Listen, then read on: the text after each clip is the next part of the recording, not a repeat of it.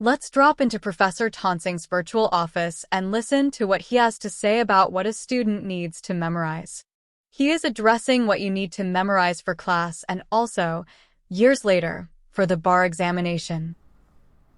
Within the lexicon, of course, are basically words and short phrases, perhaps like respondeat superior or habeas corpus. But there's more than the language like that, more than the dictionary words. You will have to commit to memory, learn by heart, internalize many, many, many rules of law. Rules of law. And in addition to those, each rule has many elements, well, at least a few, usually a few, maybe many elements. And these elements on their own have definitions and tests to determine if these elements exist.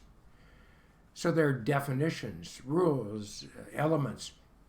Here's an example.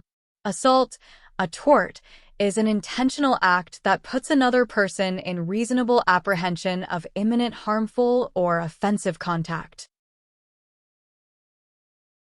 Within that rule are 3 elements that must be proven by a plaintiff. 1. That the defendant intended to cause an offensive or harmful physical contact with the plaintiff or intended to place the plaintiff in apprehension of such contact. And 2. That the defendant placed the plaintiff in apprehension of imminent physical contact. And 3. That the contact was or appeared to be harmful or offensive. Let's look at 3 words from that rule of law about the tort of assault: offensive, apprehension, and imminent.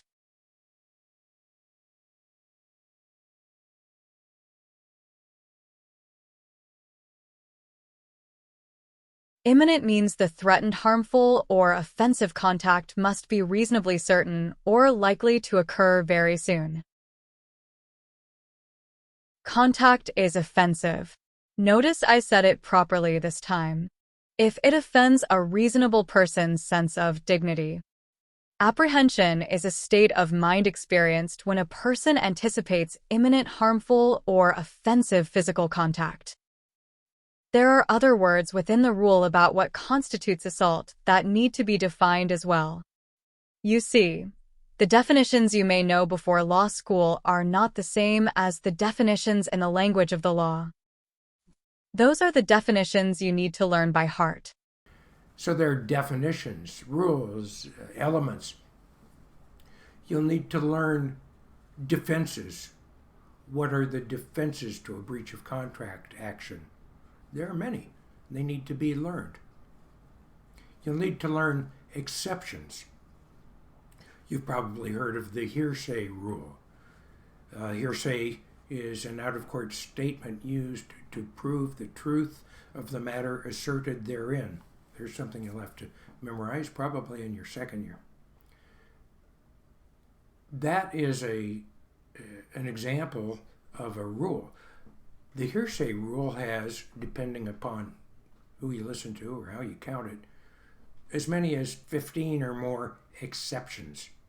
And each one of those exceptions is a rule in itself. And each of those exception rules has within it 1 or more elements. And each one of those elements needs to be defined, and everything I just said needs to be memorized. Now, what I've been talking about is simply words and phrases and sentences that need to be memorized. There's another kind of memory work that you need to do too. And Professor Tonsing will discuss that type of memory work in the next video on this subject. Thank you for joining us.